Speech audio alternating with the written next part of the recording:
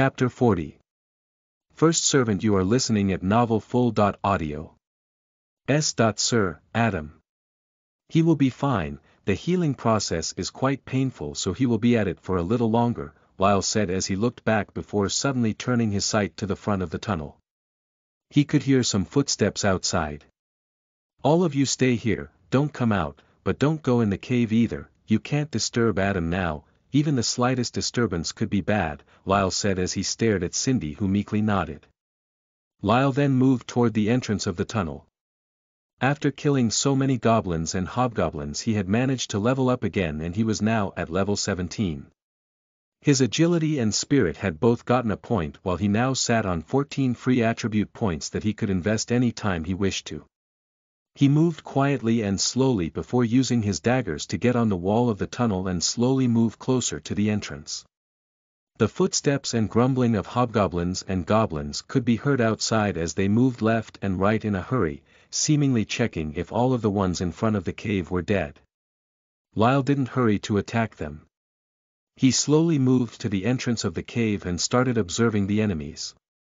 He had gotten a bit injured previously and had spent most of his mana, which meant that he would be unable to use his ability or skills during a battle.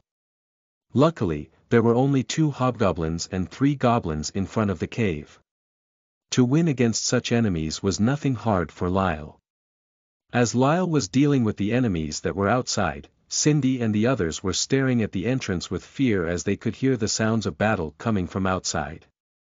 Adam's screams became louder as Cindy started looking at the end of the tunnel with worry in her eyes. She understood that Lyle had given them order and that he meant well, so she didn't move and go to Adam, even as his screams intensified. Suddenly the screams stopped and they didn't start again for quite some time. Is he okay? Cindy asked with worry as the others also showed the same expression on their faces. She waited a bit longer, but there was nothing. No more screams. Even the sound of Lyle fighting against the monsters outside was coming to a stop as they could now barely hear anything. Cindy suddenly got up and ran inside the cave. The others called out to her and tried to stop her, but she didn't listen and kept running. He said that it's dangerous during the healing. Adam is probably fine now, I just want to check how he is doing. Cindy shouted as she continued running inside before stopping at some shacks. Adam was in front of her. His back was turned to Cindy, who stopped and stared at him in wonder. His skin had become a bit paler and his hair grew out. The original brown hair was no longer brown, but black as well. If Cindy were to take a good look at his hands, she would be able to see that his nails looked much sharper and were longer as well. Adam's body also went through a change other than simply becoming paler. He lost a bit of fat that he had and his muscles become more defined. She could only stare at his back, so she was unable to see his face, which was also slightly different. His previous brown eyes turned black, with a slight shade of red inside of them. His lips were a bit darker and his cheekbones were more pronounced. Adam now had 2 large fangs, but they didn't stick out from his mouth. Adam, is that you? Cindy asked as she stared at the back of Adam's head. The rags he previously had on were gone and he was standing in the middle of the cave naked. Cindy took 2 steps toward Adam, who suddenly talked. Get out. But, Adam. Cindy, get out, please. Adam shouted as his body started to shake a bit. Cindy stared at him with worry and tried to get closer, only for Adam to suddenly disappear. Before Cindy could understand what had happened, a hand grabbed her throat from behind and tilted it to the side. I can't take it any longer, Adam said as he stared at Cindy's neck. I can hear it, your blood flowing, I can almost smell it, it's driving me insane, Adam said as he slowly lowered his head to Cindy's neck. His fangs grew longer and he opened his mouth wide before biting down. Or at least attempting to bite down. A strong hand grabbed him by the hair before pulling his head back. His hand that was grabbing Cindy let go of her as Lyle appeared behind the 2. Didn't I tell you to not come here? Lyle asked Cindy as the latter stared down at the ground, embarrassed and sorry. I just wanted to. To check up on him, I know, Lyle said while he looked at Cindy with a calm expression. He needs some time to adjust to his new body, new sensations to feel and explore before calming down. Being in the same place as other people is dangerous. Had I not arrived, Adam would have done something that he would probably regret till he died. But it's all right now, I'm here. Go and join the others and wait for us, we will join you guys shortly. Cindy nodded her head before leaving the area. She didn't lift her head even once and almost hit some shacks a couple of times. That girl, you almost killed her, Adam, Lyle said as he glanced at Adam's face which was now covered in tears. I know, Adam said as he sniffled before being let go by Lyle. You, who? What are you, what am I now? Adam asked as he stared at Lyle whose aura had changed. His hair grew longer as his eyes turned red. His fangs appeared and suddenly Adam went down on his knees without even knowing why. I'm a vampire lord, to be more exact. Huh? Adam asked as he stared at Lyle in shock. Suddenly the memory of what happened right before he lost consciousness came back to him. He remembered how Lyle cut his hand before forcing him to drink down his blood while biting his neck. He remembered the sight of Lyle who had changed and looked terrifying to him at that moment. So, I'm a vampire now too. Correct, you are a vampire, my first creation and servant, Lyle said as he stood in front of Adam with his hands behind his back. Servant. Correct, once a being has been turned into a vampire, they will unconditionally obey all orders from their master, but don't worry, I don't intend to force you to do anything you don't want. Somebody that is truly loyal is of much better value to me than a puppet I can order around. The promise I have made before stands, Lyle said as Adam got up. So what? I can't go out anymore, I can't be around people, how will I even live? Adam asked as his expression turned to one of horror. You can go out, daylight has no effect on a true vampire, and since you have been turned by a vampire lord, you are considered to be a true vampire, Lyle said before pausing a bit to let Adam compose himself and continued. You can be around people, not all vampires are monsters who can't control themselves. Well, no true vampire is something like that, the lesser ones do find it hard to control their urges, but you shouldn't have any problems. It is because the girl came too soon after your transformation that you couldn't control yourself and almost bit her. I will train you and help you to control yourself, so don't worry about that. The only thing that has changed about you is your looks and power. You should find that you are much stronger compared to before, Lyle said as Adam suddenly inspected his body. Here, clothes, Lyle said as he took out some clothes from his spatial ring and gave them to Adam who nodded at him before putting them on. When a human turns into a vampire, it will usually be stronger compared to before. How powerful one became depended on how strong they were before, and how powerful the vampire that turned them was. As a vampire lord, Lyle could turn even normal humans into powerful beings that were tier 1 or tier 2, but since power was too low, Adam had only become a being that was level 10 at the moment. He didn't need to do a trial and pick a class as he already had one. Vampiric Servant, that was the class that Adam had. The power of his class came directly from Lyle and its strength would heavily depend on Lyle's strength as well. It was virtually impossible for Adam to ever become stronger than Lyle as his class and power came from him. The two spent some time talking before heading towards Cindy and the others. Chapter 41. Training Adam. You are listening at novelfull.audio. Adam. Cindy shouted out as she saw Adam who was coming to them with Lyle. His new look made the four people a bit apprehensive, but after seeing him flash them a quick smile they slowly relaxed before they started talking. Lyle went together with Adam and the villagers and escorted them back to the village. Not all of the people present inside the cave came from the same village, but that was the most that Lyle was willing to do since escorting them to their respective villages would take too long. All of them, except for Cindy and the other three who came together with them, had been defiled by the goblins. The two girls were about to have their virginities stolen by the hobgoblins before Adam blasted away the shack, leading to the monsters all coming out and confronting him. It took Lyle and Adam some 30 minutes to get to the edge of the forest and exit it. A small village could be seen in front of them.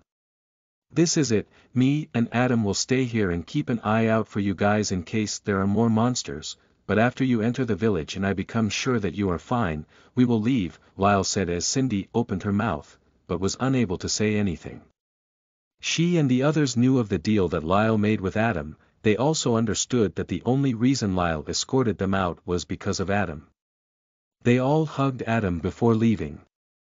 As they entered the village, Lyle was finally able to hear the words he was waiting for all this time. "The host has finished the chain quest, rewards will be given out now. 100 coins. 1 level up and 4,000 soul power. Beginner.level Book of Poisons." The servant Adam has gained more loyalty toward the host. Lyle had actually received a second quest after managing to save Cindy and the others. The quest only gave a bit more to Lyle and wasn't really worth much, but after seeing that Adam's loyalty would rise after doing it, he decided to take it and escort the villagers back. Lyle didn't wish for Adam to simply be a servant that obeyed him because he had to. No, he wanted Adam to be a trusted subordinate that wouldn't think twice before following up on his order. A brainless person that only knew how to serve was not really valuable to Lyle, no matter how powerful he may be. That is why he decided that unless it was truly necessary, he wouldn't force Adam to do anything. He wanted to make the young man truly loyal and strong, but he also wanted him to have his opinion in case of Lyle did something that could be done better in the future. Lyle wasn't an egoist. He didn't believe that he was above others or that his way of doing this was always the best. He didn't mind having somebody with him who would be able to give him a second opinion and help him out. That was what he expected of Adam, but first, the young man would not only have to grow stronger, but he needed to be trained. His combat abilities were pitiful since Adam rarely fought. His way of controlling mana was also abysmal, and there would be a lot of work ahead of Lyle if he wanted to make Adam into a person that could be of help to him. Even though Adam's talent had been increased thanks to him being a vampire, it would still take quite some time before the young man was qualified to fight alongside Lyle. They went back into the forest and went to the areas where the monsters were weaker. The first thing Lyle wanted to do was make Adam unafraid of killing others. The young man had never killed anything before, well, except for some wildlife that would be seen near the village, but no monsters or people. That was lesson number 1. Lyle arrived near a group of Toskers. Adam was already level 10 and he was physically much more powerful compared to the Toskers, but he was afraid. Even though the blood of a vampire coursed through his veins and made it easier for him to keep calm and collected, Adam was still unable to stop himself from slightly shaking as he stared at the group of monsters in front of them. Lyle lightly sighed as he watched the scene. He knew that he would perhaps take a bit too long and that he might need to discard Adam at the end. The young man's latent talent was quite high and his affinity with mana was fairly high and way above average, but none of that would matter to Lyle if Adam wasn't able to progress quickly. He couldn't afford to stay here for too long simply to train Adam, nor did he have the luxury of simply training him for longer periods of time. He was an assassin and sooner or later, he would be given another mission. Even though the world was in great turmoil and wars had mostly stopped thanks to the huge increase in monster activity, Lyle knew that the nobles would probably use this chance to kill even more of their enemies. He was right. The underground organizations that didn't work with the crown were bustling with contracts from nobles and merchants who wished for their opponents to die. They didn't care about the world changing. They would be fine, that much they believed in. But for them, this was a great opportunity to grow their power and become more influential in the empire. Lyle's organization would definitely be tasked with killing nobles of the enemy kingdoms and empires, while there would probably be a good number of requests for bodyguards. An assassin was the best bodyguard when one was being targeted by other assassins. Many influential nobles would hire them and they would need to do their best to make sure their patron stays alive. Lyle could feel a slight headache coming after thinking of what he might need to do in the future. That was why he needed to grow his power quickly. He was known as the Shade and belonged to the upper echelons of the organization. The missions he would be given would pit him against enemies of similar strength, which Lyle was completely unable to go against right now. So, what are you waiting for? You have a sword, a shield, and armor, go and fight, Lyle said as he suddenly pushed Adam from behind and caused him to show himself to the Toskers. There were a total of 3 monsters in front of Adam. From what Lyle could see, the 3 were all about level 5 and shouldn't pose a problem for Adam. Even breaking through his defense should be a challenge for the monsters who didn't fare well against armored opponents. The monsters all stared at Adam before attacking him. Wait, no, stay back. Adam shouted as he swung his sword at one of the Toskers. TCH, don't just use your arm, you moron. Lyle's voice was heard behind Adam as his attack missed the target completely. His swing left him open for an attack and the Tosker immediately used his tentacles to grab his right hand and leg.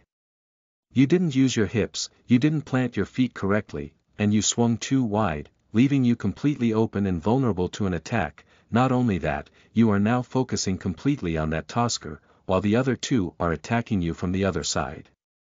Adam quickly turned his head to the left before quickly raising his shield and blocking a tentacle that had been launched at his face. One more. Another Tosker managed to strike Adam and hit him from the side, making him hunch back slightly as the impact hurt him a bit. Why are you simply standing? None of them have enough raw strength to go toe-to-toe against you. Use that strength, Adam, otherwise you might die today. I won't be saving you from these weaklings. Adam opened his eyes wide before grunting. He shouted as he suddenly moved his right arm and leg. He lifted his leg, and the Tosker with it before kicking at the other one. His kick was slow and a person would be able to easily dodge it, but the Toskers were in the middle of attacking him, which meant that they couldn't dodge in time. Adam's leg connected with the Tosker that had hit him on the side, but the slow speed of the kick meant that little damage had been done. Still, the kick was strong enough to force the other Tosker to let go of him. Adam then attacked the 3rd Tosker that had tried to hit him in the only place that was unguarded, his head. While Adam was doing all of that, Lyle was simply observing him and checking out his status screen. Chapter 42. Adam's first battle. You are listening at novelfull.audio. Chapter 42. Adam's first battle. Name. Adam level 10-0/3000 soul power class. Vampiric servant, more info in the class menu, race. True vampire, more info in the race menu, attribute points. 0 strength. 18 agility. 19 endurance. 14 vitality. 14 willpower. 13 spirit. 15 skills. None abilities. Darkness control, locked, rank A, mana blast. The servant can control mana and create blasts with it. The more mana is used for the blasts, the more powerful they will be. Rank C, ding. The vampiric servant Adam has managed to inherit the power to control darkness from the host. Due to the low level and weakness of the servant, the ability will be locked until the latter reaches Tier 2, Silver Knight. Lyle looked at Adam's status and nodded in contentment. The young man not only had an inherent ability, but he had also managed to gain one from Lyle, although a weaker version. To have 2 abilities was not common and it would serve Adam well in the future. If Lyle could train him well, then he might have managed to gain a servant that would be a powerhouse in the future. There were people that had dual ability in the world. There were even those that had 3, 4, or even 5, like the Emperor of the strongest human empire of the world, Arshavin, the Sunborn, a truly rare case that seemingly had no weaknesses thanks to his abilities. Having more inherent abilities wasn't the most important thing, however. People could study and learn new abilities, but when compared to your inherent one, it would use more mana for doing less. Inherent abilities were those that you were born with and had the highest affinity towards. Still, even with 5 inherent abilities, there were still beings as powerful as Arshavin, like the Empress of the Night that only had 2 abilities, but was still as powerful as he was. Adam was currently doing well. Lyle had given him some armor alongside clothes and it was keeping him safe for now. He didn't plan on letting Adam wear the armor for too long, however, as that would make the latter used to getting hit without much repercussion, which could spell his doom later on. Adam had managed to kill a Tosker and he looked to be fine so far. The act of killing his first monster hadn't made a difference in him, although Lyle doubted that would persist after the battle was over. As he was level 10, Adam was currently fighting monsters that were a lot weaker than him and he would barely get any soul power, but that was fine. Lyle didn't plan on simply making Adam grow in levels and become stronger in stats without having any experience. As time passed, another Tosker died before the last one tried to run away. Lyle was just about to open his mouth and tell Adam not to let him get away when the latter shouted and threw his shield at the Tosker, hitting it at the back of its head and making it fall down. Adam then proceeded to get atop the Tosker before stabbing it numerous times with his sword, before finally being stopped by Lyle. "It's alright, it's dead, you won," Lyle calmly stated as Adam panted heavily as his eyes were bloodshot. The adrenaline rushing through his body and the excitement and fear he felt during the battle had made him lose control at the end and he had simply charged at the Tosker with the intent to kill it, something that Lyle didn't expect would happen. As the excitement wore off, Adam began breathing normally before he looked around him. The dead bodies of the two Toskers were present nearby and his eyes constricted slightly as he saw them before looking down at the Tosker he had just killed. Seeing the mangled body of the monster made his hands shake a bit. He had never taken a life before, and now, during his first battle, he had not only taken the lives of multiple monsters but had also killed the third one in such a brutal manner. His memory was a blur and he didn't even know what exactly had happened, but he knew that he had done this. "Get up," Lyle told him in a cold tone as Adam looked up at him. "Come on, up." Adam gulped before getting up, only to suddenly be punched in the stomach by Lyle. He fell down to his knees and held his stomach while Lyle sighed. Feeling a bit better, the shock wearing off, Lyle suddenly asked as Adam stared at him with slight hatred in his eyes. "The servant Adam has lost some loyalty toward the host. Come on, your body is strong, that shouldn't have hurt that bad," Lyle said as he suddenly grabbed Adam by the back of his collar before pulling him up to his feet. "Killing isn't easy, especially the first time. I know what you are going through, but you can't let your emotions get the better of you. Has your shaking stopped yet?" Lyle asked as Adam suddenly looked at his hands that were no longer shaking. Thanks, but maybe a bit less punching in order to help me out in the future," Adam asked as Lyle smirked a bit. "Pain is one sensation that can overwhelm most of the others. Had I not punched you without you suspecting anything, you would still be shaking and overthinking things. You can't do that. You fought against monsters, they wanted to kill you, so you killed them. It's as simple as that. You need to learn that, otherwise I can't even imagine what might happen to you if you ever kill a human in the future." I hope I never do," Adam says resolutely as Lyle glances at him before smiling. "Most hope so, but the truth is, humans can be more terrifying than any monster. Compared to those who simply fight to survive and multiply. We do it for many reasons. In this world of ours, you can never be sure of who would stab you in the back. In my line of work, I have seen it happen many times. Sons kill their fathers in order to inherit the wealth and power the family has, brothers kill brothers, fathers kill sons, lifelong friends turn on each other. It happens all the time." Lyle sighed before continuing. "Although you don't wish to, in the future you will probably be forced to kill others in order to protect yourself, so be ready for that. Of course, I don't intend to force you to kill people if we have no reason to do so, so don't worry about that. But now, let's talk about this sloppy mess of a fight you just went through," Lyle said as he flicked Adam's forehead before going to the first Tosker the latter had killed. "This one is the cleanest kill you had. You were quite focused and managed to time your strike exactly when the little runt was open, cutting open its neck and killing it. Overall, this one was well done," Lyle said as he nodded at Adam before going to the second Tosker. "This one though, you already tasted the fruit of victory and became a bit too confident. You had a sword, and yet you came very close to the Tosker, which allowed it to hit you a couple of times." Lyle shook his head and continued, "Without the armor you had, you would have suffered from multiple flesh-tearing wounds and the front of your body would have been completely covered in your own blood. Overall, a less than adequate job. You lost your calm and simply used the overwhelming advantage you had over the enemy in order to kill it. Sometimes that isn't bad, but not this time it was just sloppy. As for that one, Lyle said as he suddenly pointed at the third Tosker. Good throw, you hit him right where you needed to and managed to knock it over, the rest, however, damn.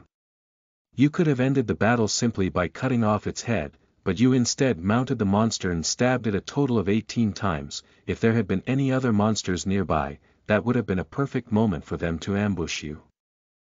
I don't know what happened. At first I was scared and nervous, but then when I managed to get rid of the monster that was holding my leg and arm, I realized that I was much stronger compared to them. I still kept my calm and managed to kill the first one, but after that, something changed. I just thought less since I knew I could defeat the enemy with brute force. I also don't even remember doing that to the last one. I just blacked out for a moment. It happens, especially since you just became a vampire, and your bloodlust gained control over you. Vampires all have strong bloodlust and need to train in order to control themselves under any circumstance. Even I didn't have it easy during my first kill. Chapter 43. Adam's training continues. You are listening at novelfull.audio. Chapter 43. Adam's training continues. The rhythmic sound of rain falling down on the ground reverberated through Lyle's ears as he sat on a rooftop. Being only 15 years of age, the young man was staring down at his hands which were covered in blood. The gray rags that he used in order to disguise himself were dirty with blood as the lifeless body of his first victim was in front of him. The man's eyes were wide open in shock. One of his hands was on top of his chest as he was seemingly trying to cover something up while 7 stab wounds were visible on the rest of the chest, stomach, and one final stab in the neck, with the dagger still being inside of it. A hooded man stood behind Lyle as the young man simply stared in front of him without speaking a word. He was still in shock after killing the man. It was the first time he had done so. Living on the streets, Lyle had plenty of fights and there were even cases where bones were broken and people were seriously injured, but he had never killed anybody. He never needed to.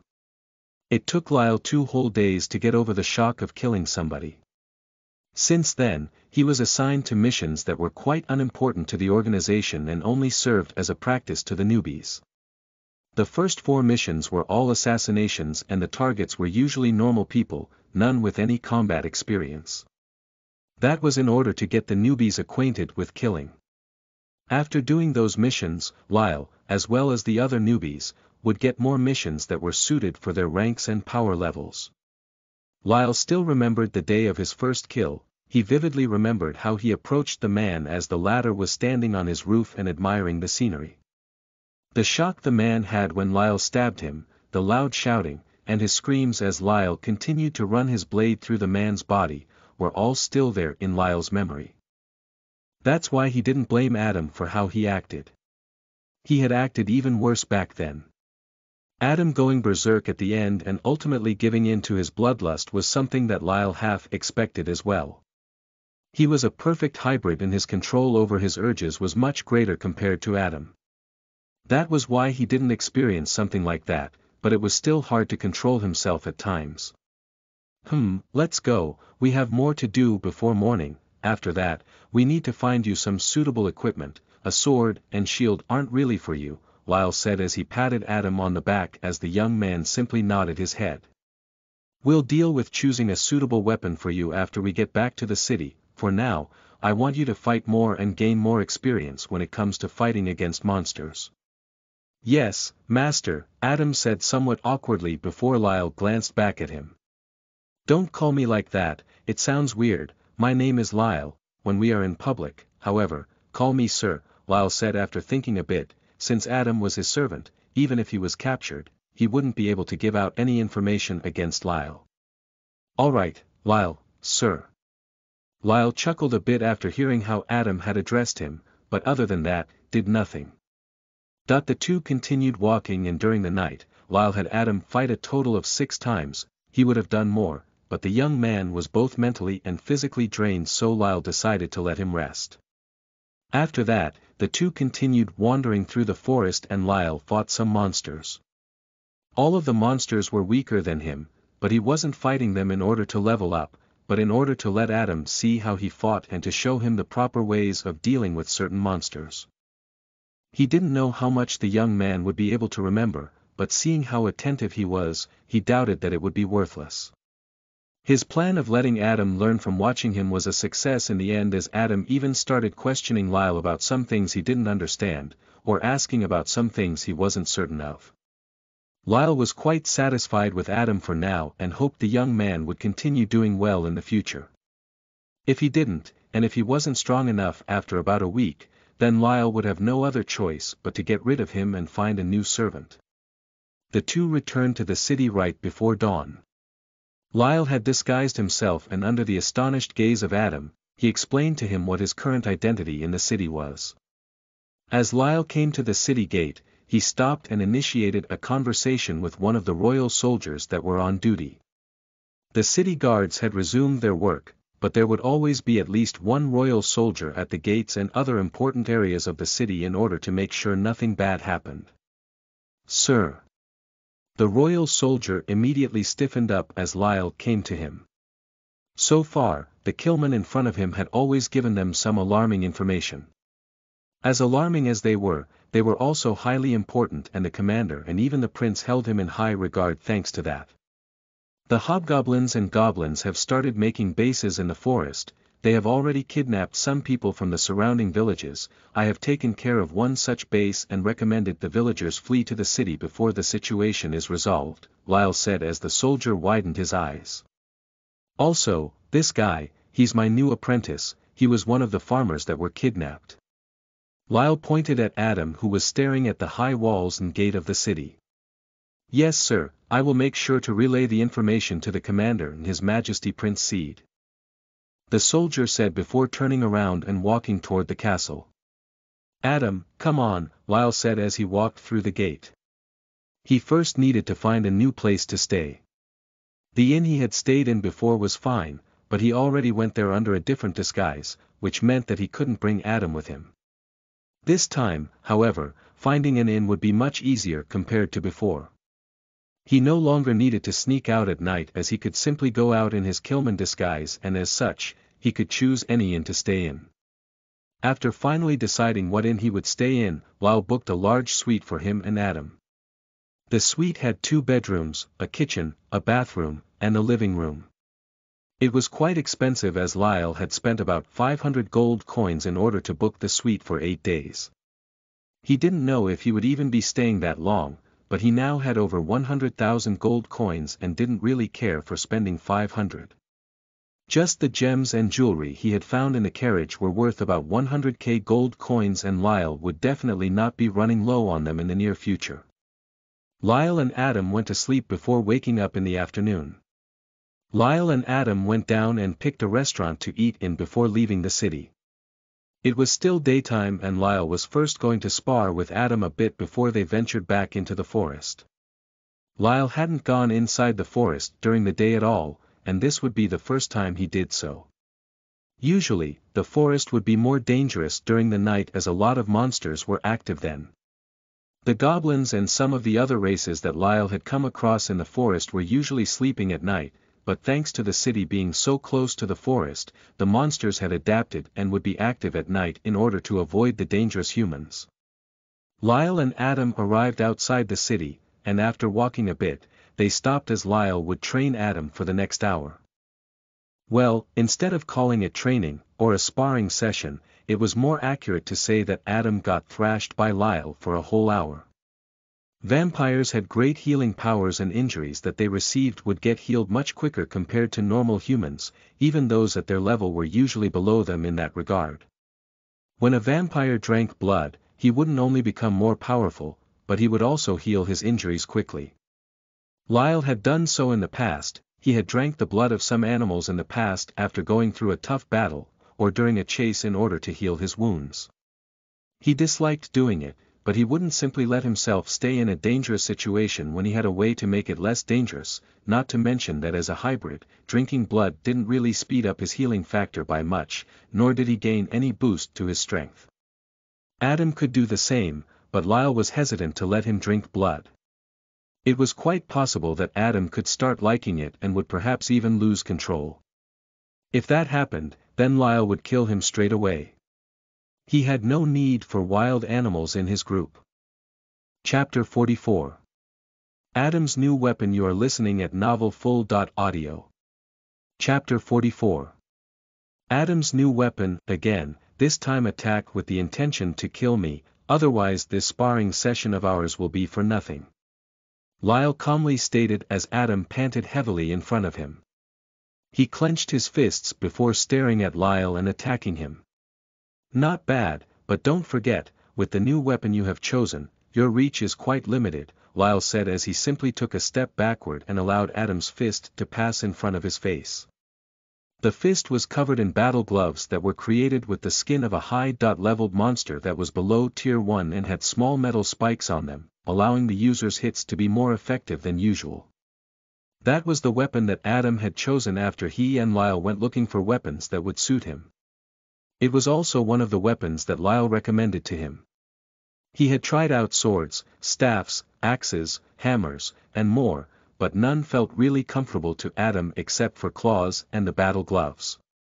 He had never really used weapons, but he did get into fights occasionally and only used his fists and legs when fighting. Using the battle gloves simply felt natural to him. His ability as well would shine the brightest with the battle gloves. If he used a sword or any other longer weapon, it would take him much longer to learn how to use his ability effectively with it, perhaps he wouldn't even be able to use it that much in the end. The battle gloves would allow Adam to maximize the power of his ability, at least in the beginning.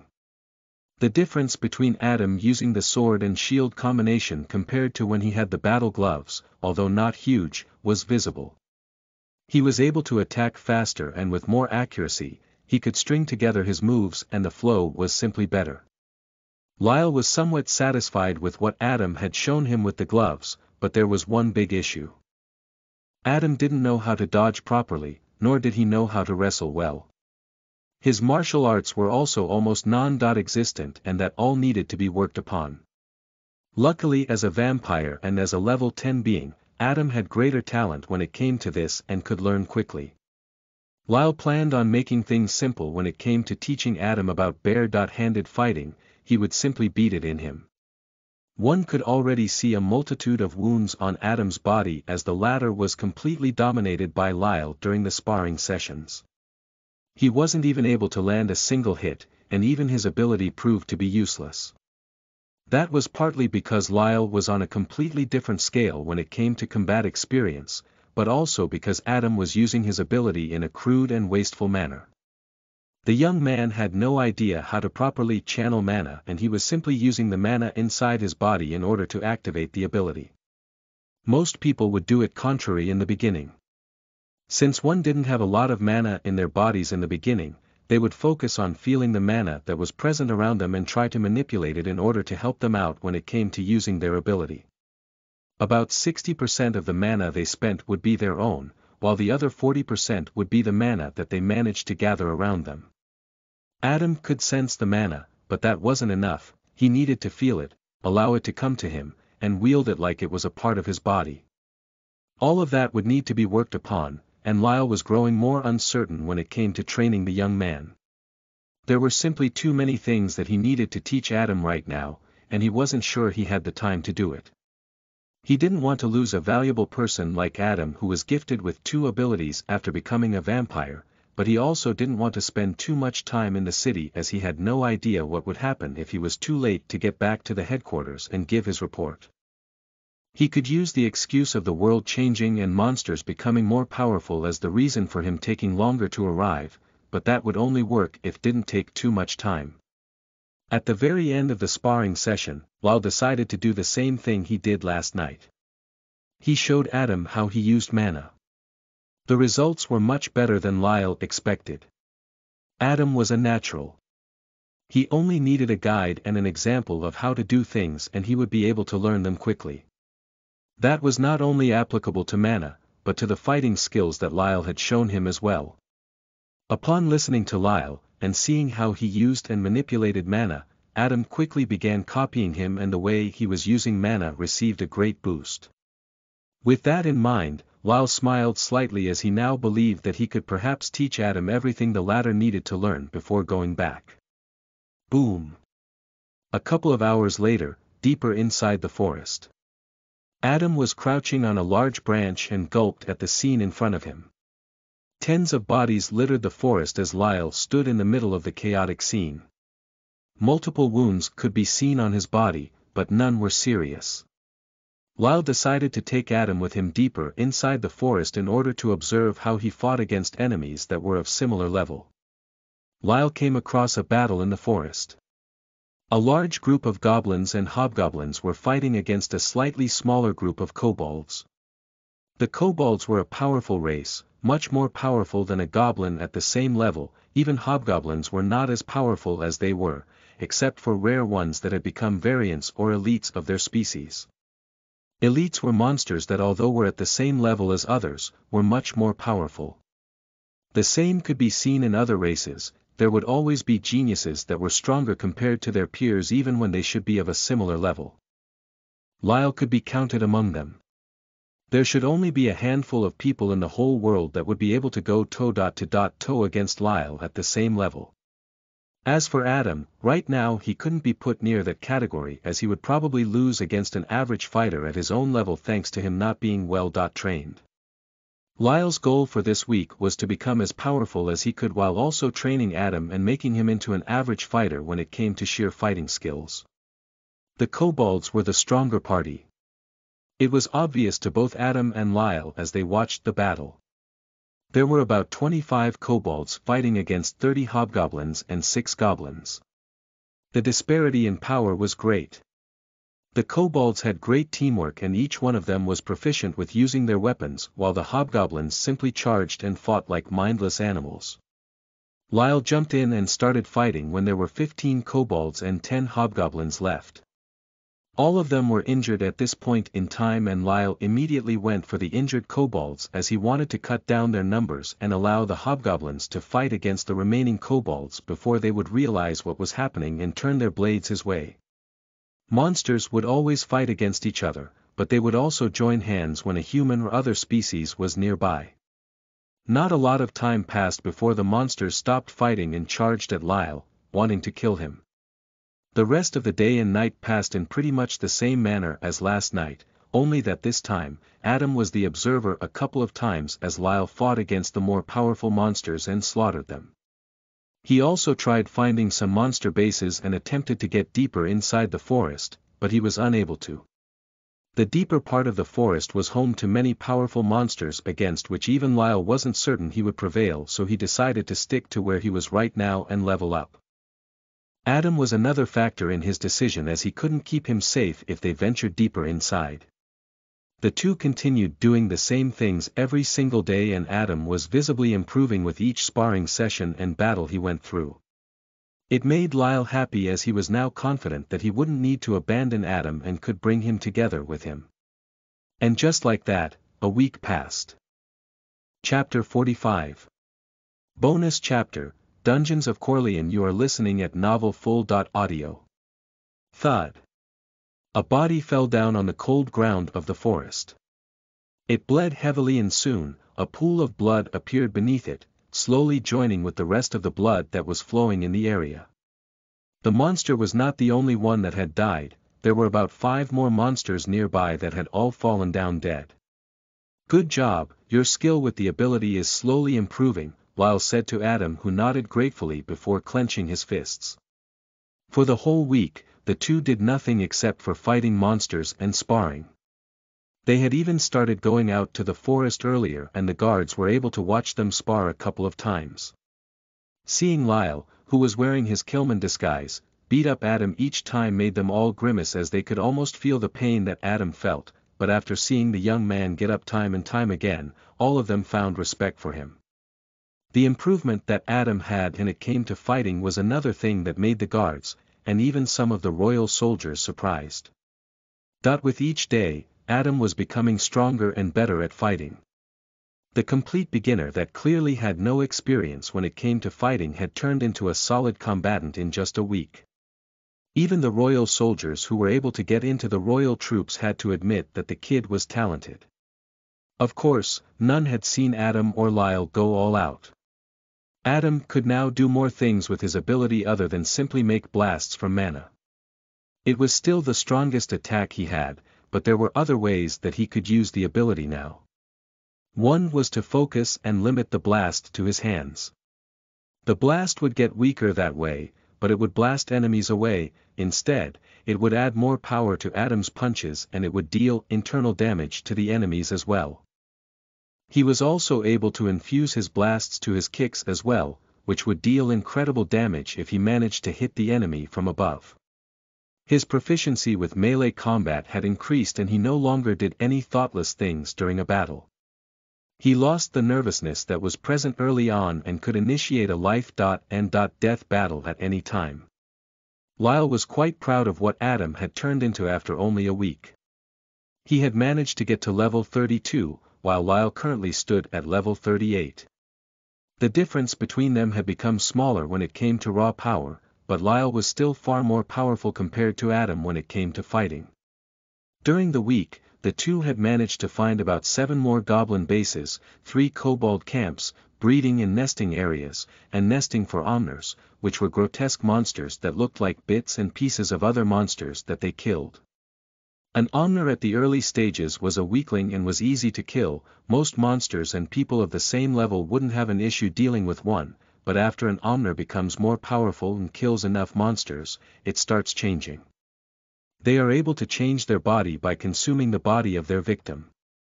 An omner could usually only change one part of its body by using a foreign body and would need to kill and consume more in order to change the other parts. That led to the omners all looking very different from one another. Some had 2 legs, some had 3, 4, or more. One could see an omner that even had multiple heads as well.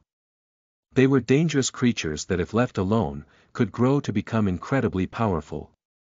The soldiers and the higher-ups of the city were very pleased that Lyle and Adam had taken care of so many bases and nests that belonged to different kinds of monsters inside the forest. They already knew that Lyle would soon be leaving the city, and as such, the commander, with the permission of the prince, gave them a reward.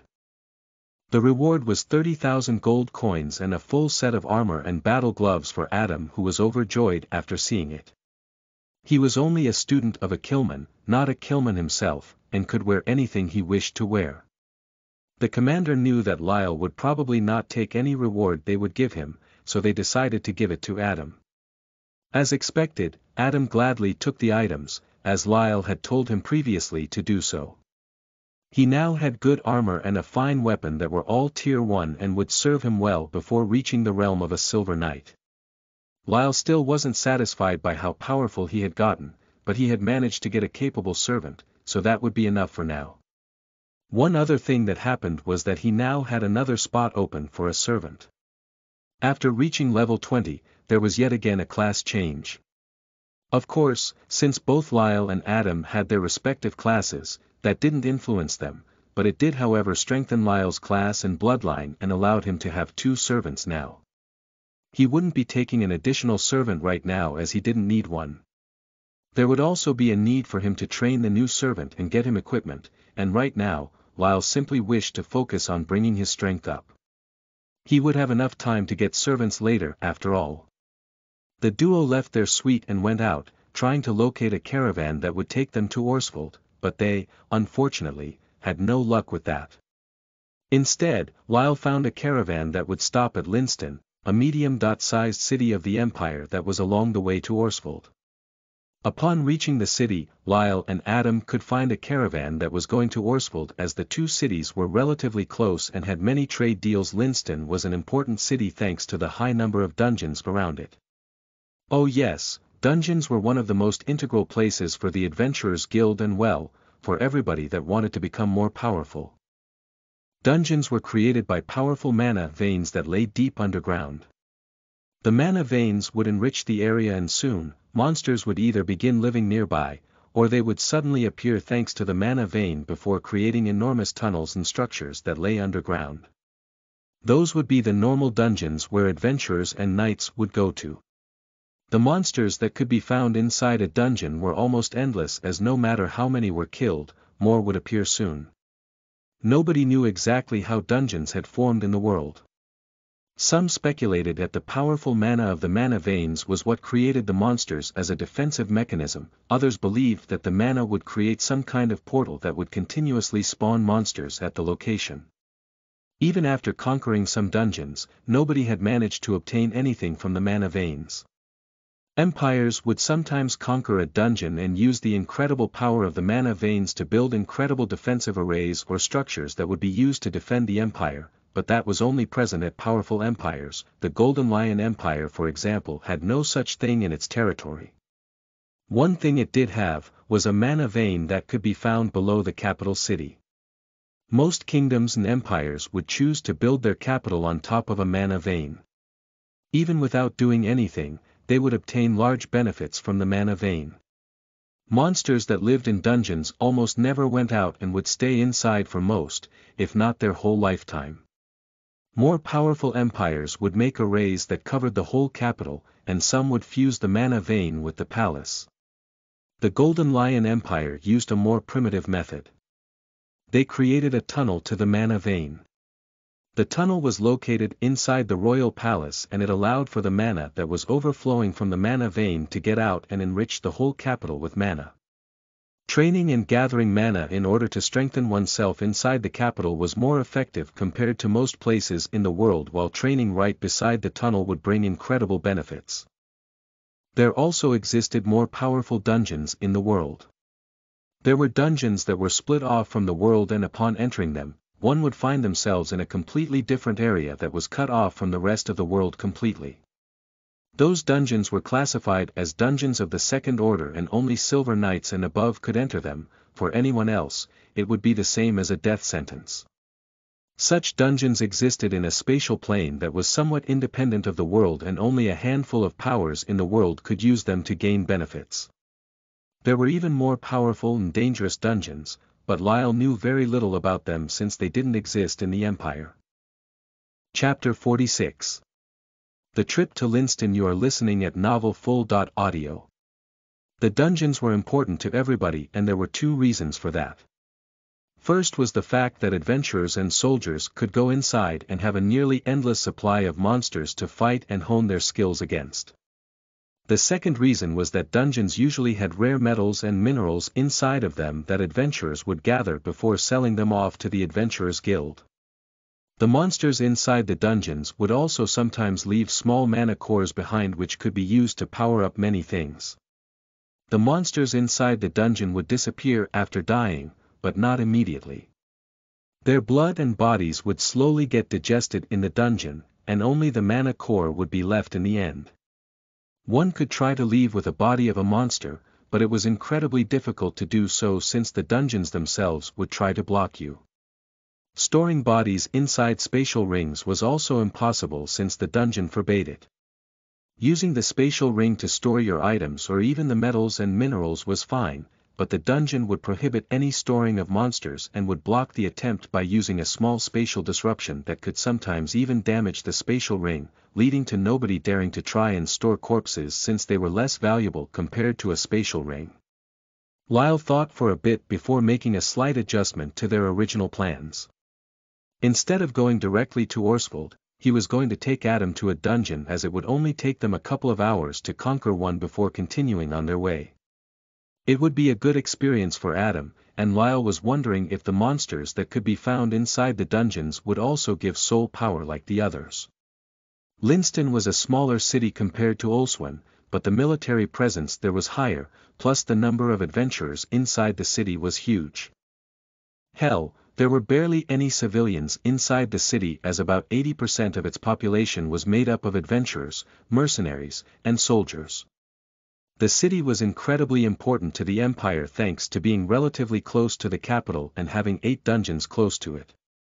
The dungeons were all normal dungeons, and the most difficult dungeon around was one that required a party to have silver knights in them in order to be able to conquer them.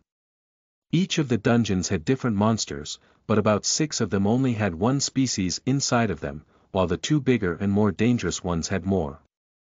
The one that needed a party of silver knights was particularly dangerous because there was a possibility for a golden core monster to appear, even with the monster being the absolute weakest that it could possibly be in the golden core, without a team of silver knights fighting it, the party would be decimated. Adam and Lyle would only go to one of the lesser dungeons where the monsters were not that powerful. Lyle didn't mind even if the monsters gave no soul power, as the main reason he was going to the dungeon wasn't in order to get stronger, but to train Adam a bit more before they arrived at Orsvold. The trip to Linston would take about 2 days, and from Linston to Orsvold, it would take about a day. The caravan they were able to join was a fairly powerful one, as a silver knight was actually in command of it. The knight was quite respectful to Lyle, as he and the others had heard how the royal soldiers and even the commander that took over the castle were respectful to the Killman, signifying that he was definitely a powerful individual that they shouldn't even dream of crossing. Having a silver knight escorting them meant that there should be no problems along the way. The knight and the members of the caravan, however, had a different opinion, as they believed that with Lyle, whom they believed to be a powerful Killman that was at least a golden knight, they would have nothing to fear. The first day of their trip went well. There had been a couple of smaller monster groups that attacked them, but after the silver knight unleashed his aura, all of them froze in place as the other guards and mercenaries slaughtered them. Lyle of course didn't participate in the battle, as he was still disguised as a Killman and he needed to continue posing as someone that was more powerful than the silver knight. Adam on the other hand was allowed to go and fight with the others, and so he did. Upon seeing his weapon, the guards and mercenaries were a bit surprised. Battle gloves were not really a popular choice to use, mostly thanks to not giving any reach advantage to the user.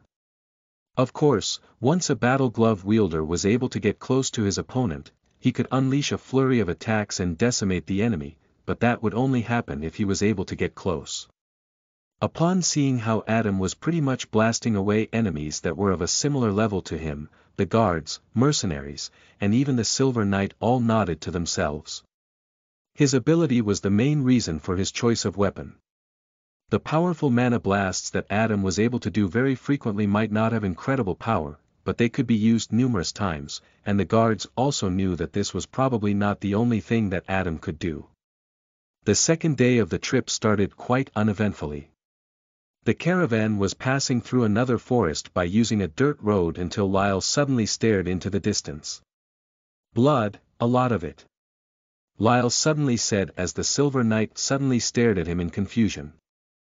"Sir, I can sense blood in the distance. A battle has been fought, and quite a large one at that," Lyle said with a serious expression as the knight suddenly stopped the caravan.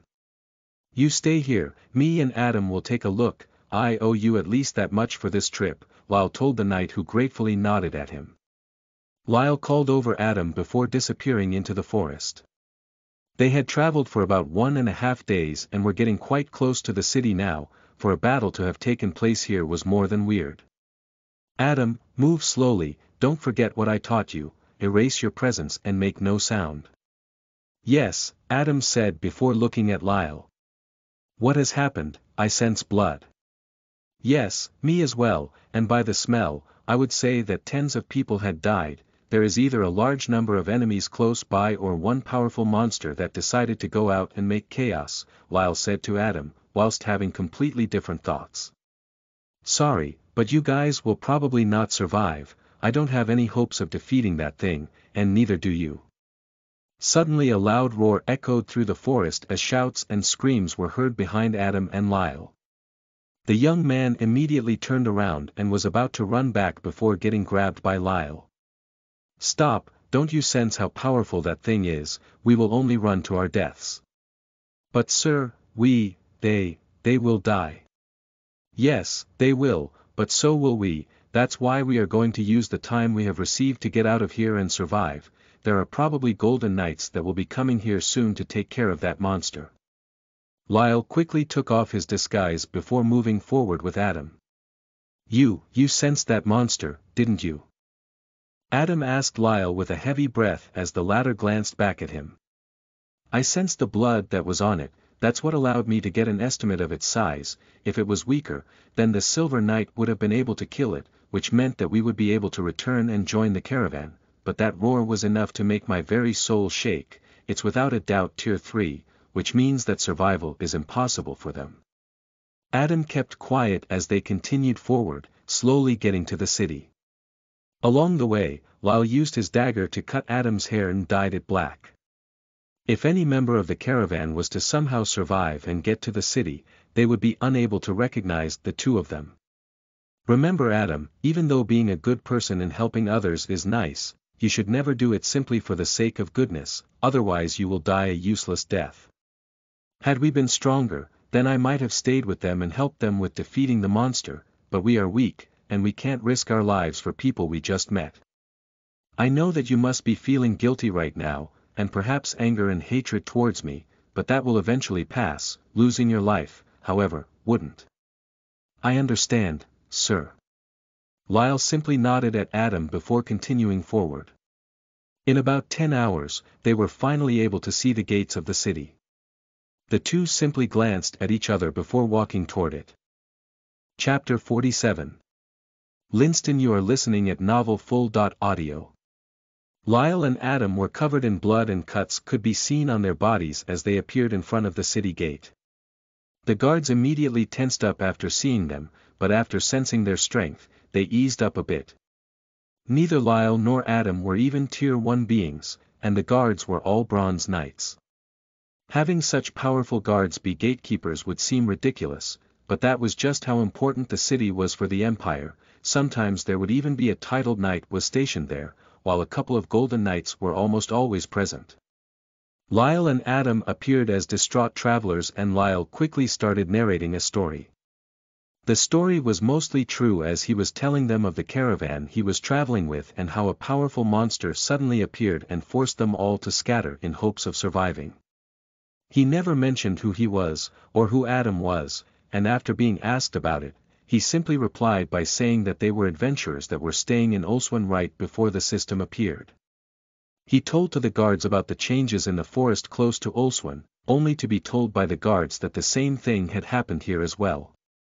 Lyle told them that neither one of them had their Adventure Guild's badge as they had to run with all of their might when the monster arrived before being ambushed by some snarks. Snarks were monsters that were indigenous to the region. They could be mistaken for goblins at first glance, and they might even be related to goblins in some way, but nobody ever bothered to try and study them. They had the same green skin and short bodies, but the biggest difference would be seen up close. The bodies of the snarks were not covered by skin, but by small scales. Their claws were sharp and they could easily tear through leather, while their leg muscles were powerful enough to let them jump as high as almost 3 meters. They were fast and deadly, and most newbies would get serious injuries if they underestimated the small monsters. The guards were met with a small issue after Lyle had told them that, but after he gave them some gold coins and monster cores as a bribe, they allowed them in. Neither one was powerful enough to do anything to the city, which was enough for the guards to take the generous bribe. For an adventurer, he sure does have money. Are you sure they didn't lie? One of the guards asked the one that had taken the bribe before dividing it to the others. They definitely lied about who they were, but not the caravan. Lord Song has just returned from the road to Oswin. There was a golden core monster that had killed tens of people and destroyed a couple of caravans. Author. I will be using core instead of knight for monster tiers, so bronze knight, bronze core monster. They're probably minor nobles that fled the city. I heard that His Majesty Sieg has taken control over the castle. The nobles are probably sending off their children away in case something happens to them. Don't forget about the news we received last week. The noble house of Johansson has been annihilated. True, the other nobles are probably in fear of the same thing happening to them. They deserve it. I heard stories of what was going on there after the death of the previous duke. His son was a bad leader, and an even worse fighter. Truly a misfortune for such a man to get such a son. All the guards nodded at those words. One would have to look very hard in the Empire to find people that had anything bad to say about the old duke, but when it came to Orsted, most had a negative opinion. Lyle and Adam went inside the city and they first went to the Adventurer Guild branch. It would be annoying if they had to constantly make stuff up, so Lyle was going to get them a badge each from the guild. He already had 2, but those showed him as a bronze knight and silver knight, and he was none of those right now. He could of course use his aura and killing intent to make it seem like he was as powerful as that, but when going to cities that were as well guarded as Linston, it was far too dangerous to do that since a golden knight or silver knight could be nearby and would perhaps sense him. Lyle went inside the Adventurer Guild located inside Linston and went to the reception. There were already 2 men that were in line, so he and Adam queued up and waited for their turn. After some time had passed, their turn arrived and Lyle simply brought out a small badge and showed it to the receptionist. "Sorry to bother you, miss, we need 2 badges, 2 plain ones, with 3 stripes." Upon seeing the badge, the receptionist's eyes widened slightly before she politely nodded at Lyle. She took out 2 badges that were made out of normal metal and had 3 stripes on their left side. There was a sword and a head of a monster on the badge, the symbol of the Adventurers Guild. "Have a nice day, miss," Lyle said warmly before turning around. "You too, sir."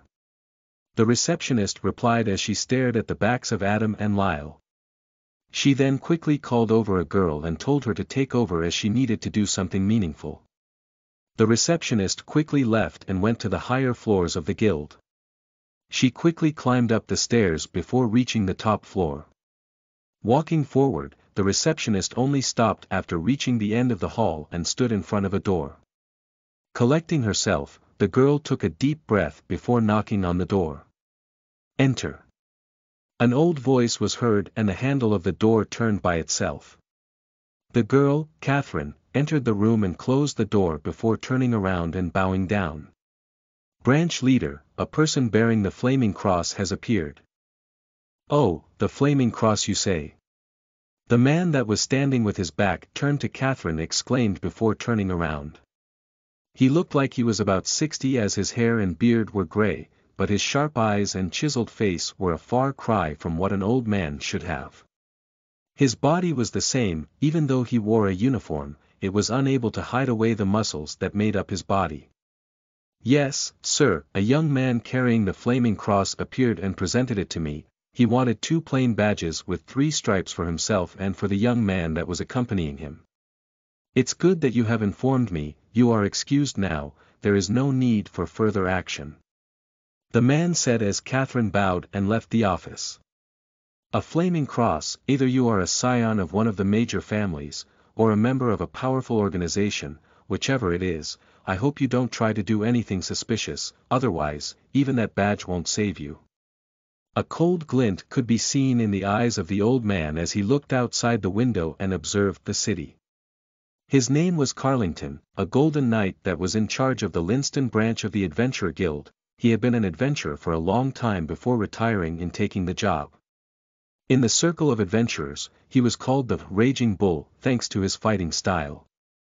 As for Lyle and Adam, the 2 had left the guild and were making their way to where the caravans usually stayed and recruited people. "Sir, what was that badge you gave to the receptionist?" Adam asked Lyle, who smirked.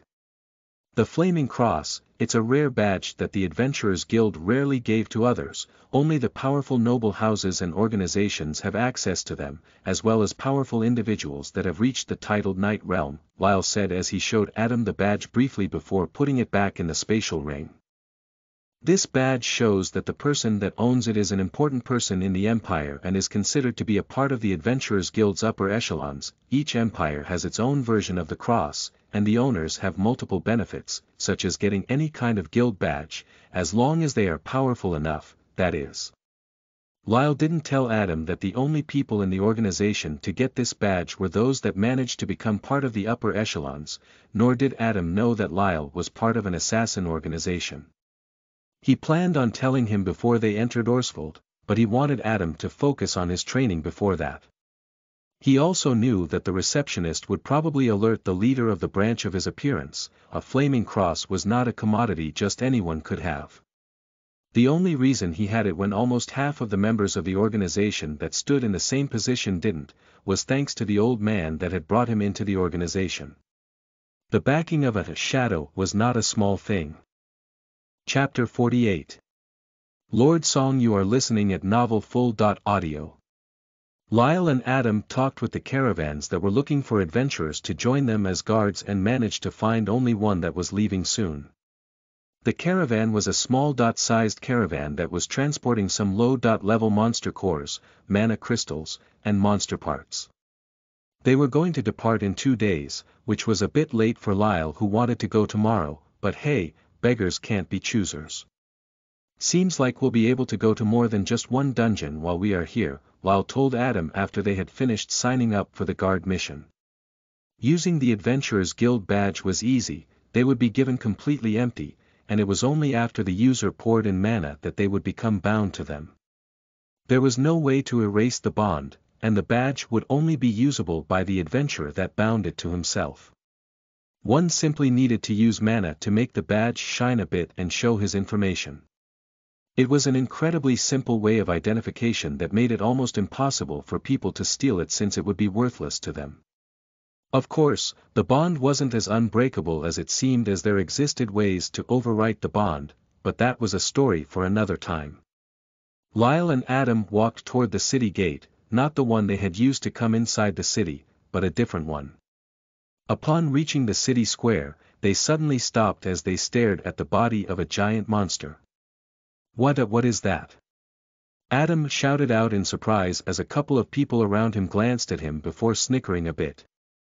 It was normal for newbies that just entered the city to be shocked by the display that the lord of the city, Lord Song, showed. A minotaur, that's the monster that slaughtered the caravan, Lyle said in a low voice as he stared at the monster.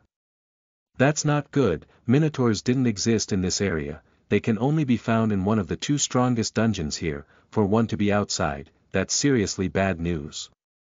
Lyle thought to himself as he started second-guessing his idea of going into a dungeon with Adam. Wow, I heard of tales of the minotaurs, they're supposed to have higher physical strength than even golden knights, right, sir? Correct, their physical prowess and healing ability are almost on par with titled knights, but their speed is lower compared to others at their level, not to mention that their large size makes them into big and easy targets to hit.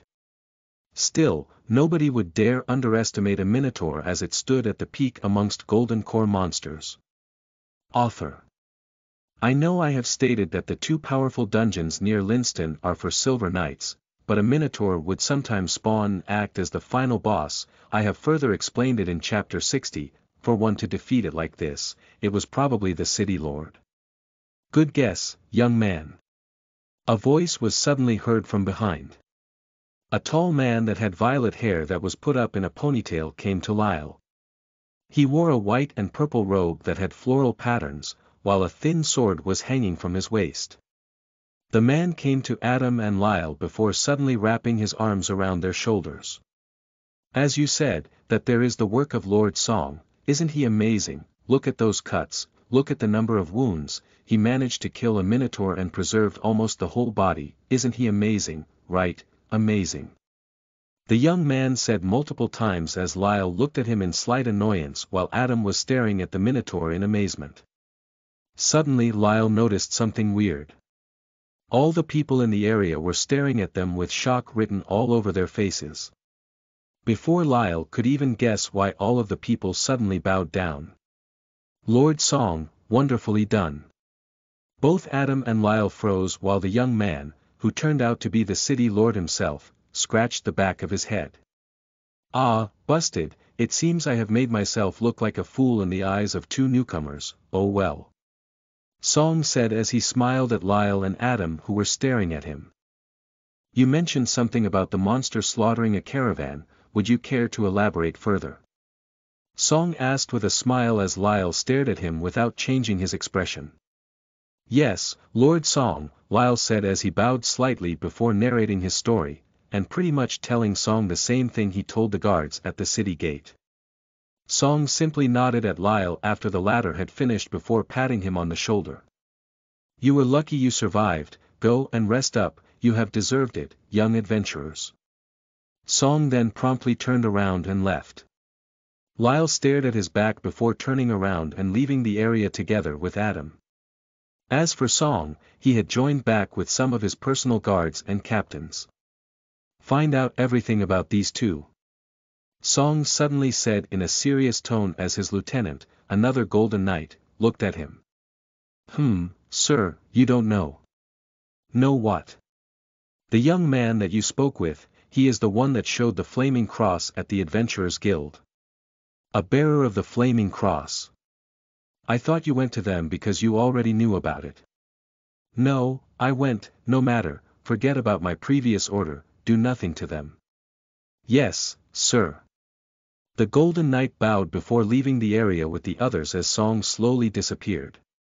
I'm certain that he isn't human, but since he has the flaming cross, then it's enough. Song said to himself as he glanced one final time at where Lyle and Adam were before disappearing from the area. As for Lyle, he was walking alongside Adam in haste. Song, damn it, why did he have to be the city lord here? Lyle shouted in his head as Adam glanced at him a couple of times, visibly confused by Lyle's demeanor. Sir, what's wrong?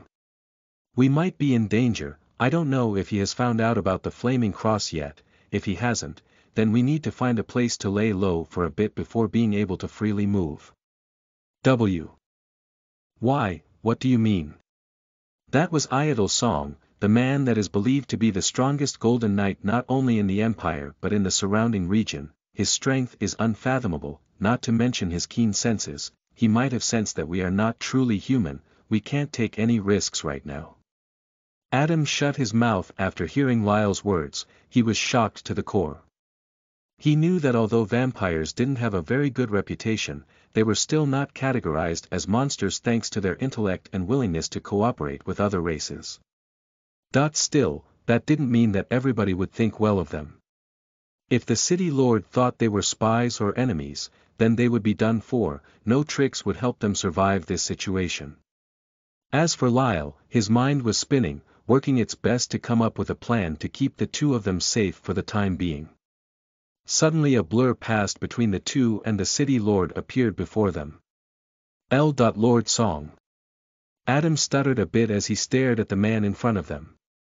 Ah, sorry for startling you, I just wanted to give our distinguished guests a small gift, please do take it, and have a nice stay in Linston. Song said before disappearing from the spot. Lyle stared at the small bag that Song had given him before opening it up. This. Lyle suddenly opened his eyes wide before a small smile appeared on his face. Good, it seems he has found out about the flaming cross, we're safe. Sir, what is that? Adam asked Lyle as the latter stared at the small stone that was in his hands. This is the crest of the Song family. This signifies that the person holding it is a friend of the Songs and allows for safe passage anywhere where the family has any influence, Lyle said as Adam stared at the stone that had an engraving of a flower in it.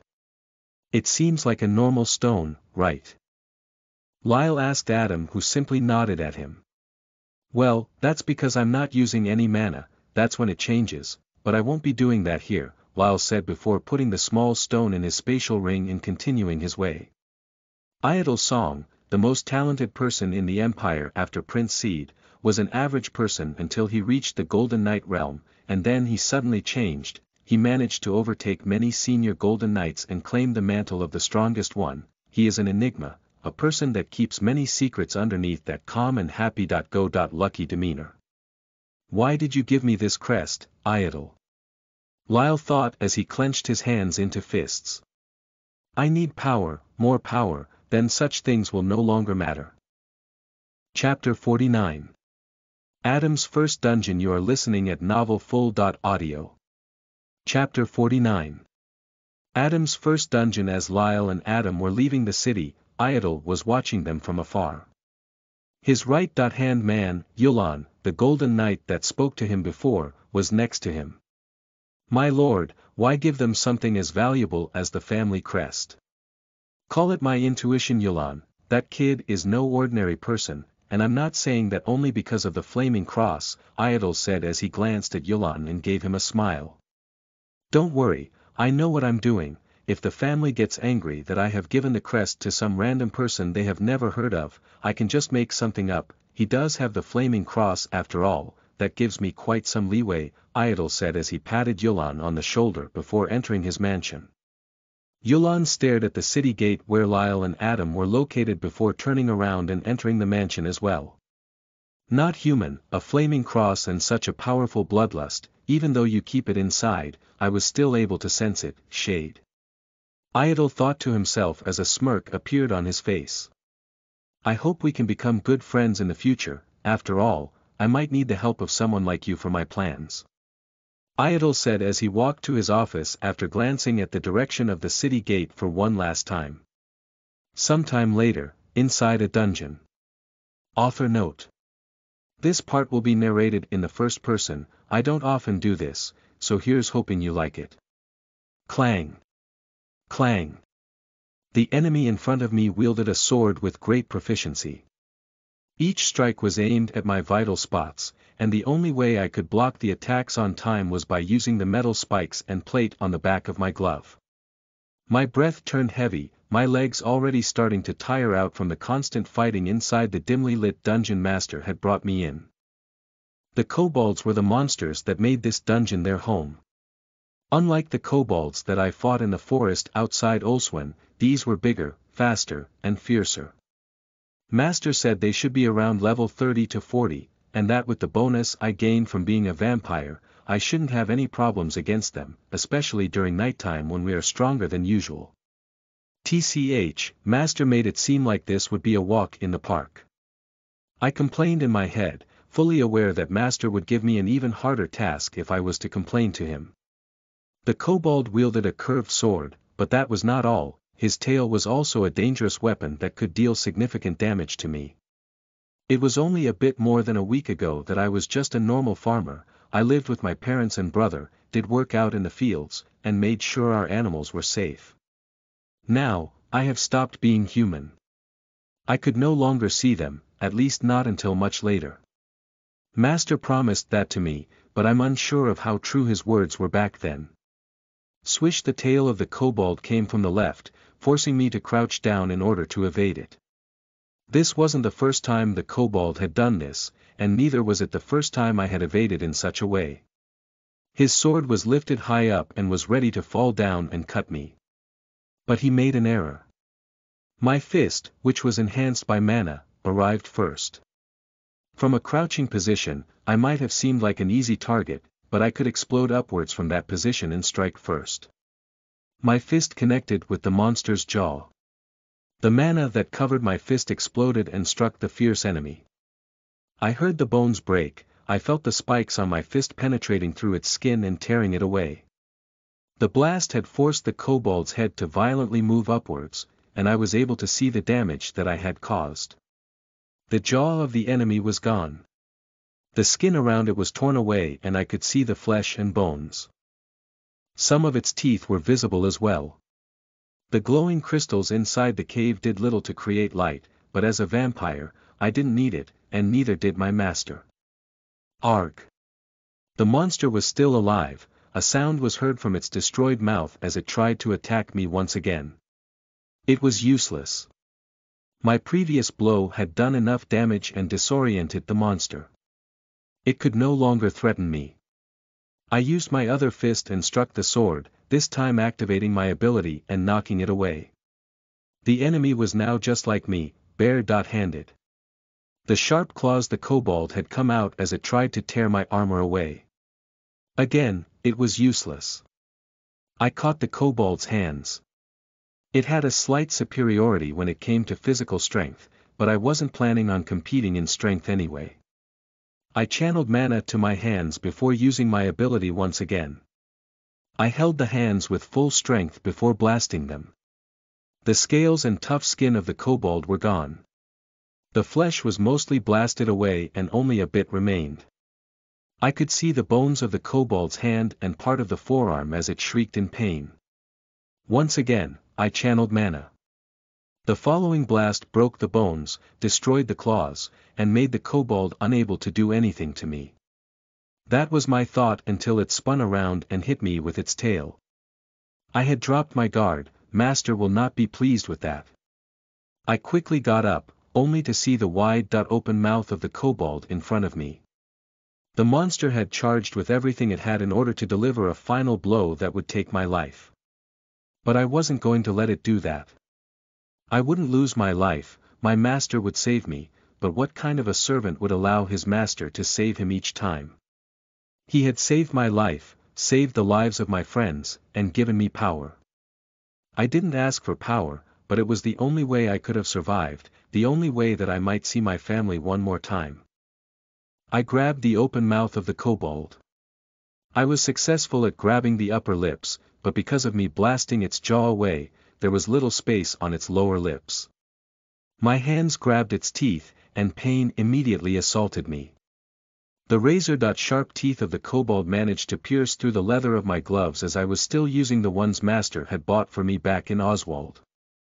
I had received good battle gloves and armor from the commander of the Royal Company, but the Master would only let me use them after reaching Tier 1.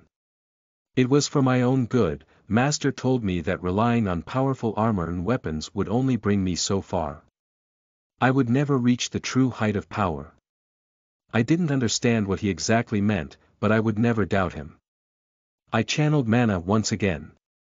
I only had a little bit left, but it would be enough. I unleashed another mana blast that destroyed the kobold's mouth. The upper portion of the mouth was gone, its teeth were broken in pieces and it fell down to the ground. It was still breathing, but not for long. I took out a sword from the spatial ring that was on my hand. It used to belong to Master, but he had given it to me so that I could carry some of my equipment and items by myself. I shouldn't always be relying on him. I grabbed the sword and stabbed through the head of the kobold that was having a spasm on the ground. The sword wasn't a particularly good sword, but against a monster that was half-dead, it was more than enough. I took it out before wiping off the blood by using a small rag I had before returning it to the spatial ring. I almost collapsed on the ground after that. The battle had taken a greater toll on my body than I expected. My legs were weak and I could barely move them right now. The blood that was flowing out from the kobold seemed incredibly delicious at this time, but I wouldn't drink it. I still remembered what happened when I drank blood the first time back when I was with Master inside the forest. To be more specific, I still don't remember any of the things I have done, and only have Master's words as a memory of that event. I had gone crazy, intoxicated by the blood, and Master had to knock me out before spending a couple of hours in the forest with me. Step. Step. Steps were suddenly heard further inside the dungeon. I looked up and saw him. A black suit covered his body and a silver shirt was visible from underneath the suit jacket. Fair white skin could be seen between the gaps of the suit while long black hair fell down to his shoulders. He had black eyes that seemed to be able to take your very soul with a glance. He was the person to whom I owed everything, my Master, for now, and for the duration of this second life that he had gifted me.